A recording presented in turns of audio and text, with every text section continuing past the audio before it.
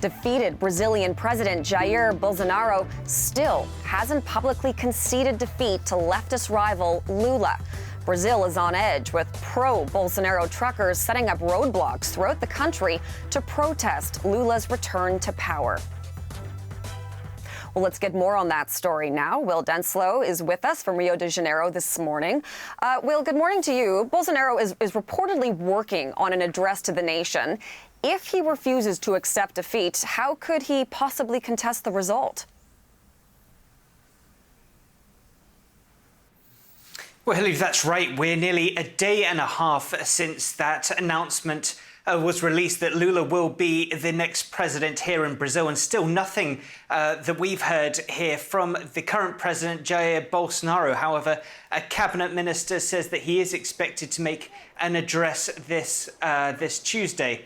Now, when it comes to what can happen going forward, well, a number of close aides and supporters for Bolsonaro have been coming out saying that he will not be the next president and that this was an election defeat for the right-wing president.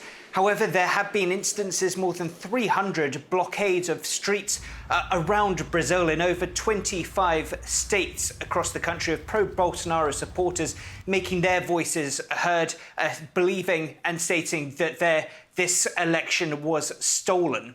Now, the Election Commission here in Brazil says there have been no irregularities. There has been no evidence of any kind of fraud or anything to that nature for these elections. So it'll be very interesting to see when we hear from Bolsonaro, who has raised questions about electoral integrity in the lead up to this vote, whether he will concede defeat or whether he'll contest it. Let's talk a little bit about Lula here as well. He's now been declared the winner and the president-elect. So what has he been doing in the meantime over the past couple of days? Well, Lula's been keeping busy. He had a lunch yesterday with Alberto Fernandez, the president of Argentina, who in a video on social media expressed his love and admiration for the former Brazilian president and the president-elect. Lula has also had a phone conversation with US President Joe Biden, among a number of calls with world leaders. Now, in that call with Joe Biden, according to a readout from the White House, Joe Biden says that the elections were fair and credible.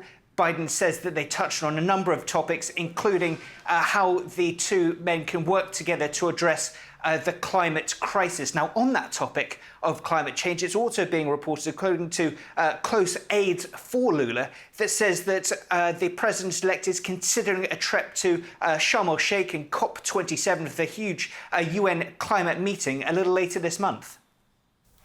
Will, thank you for this. Will Denslow for us in Rio de Janeiro.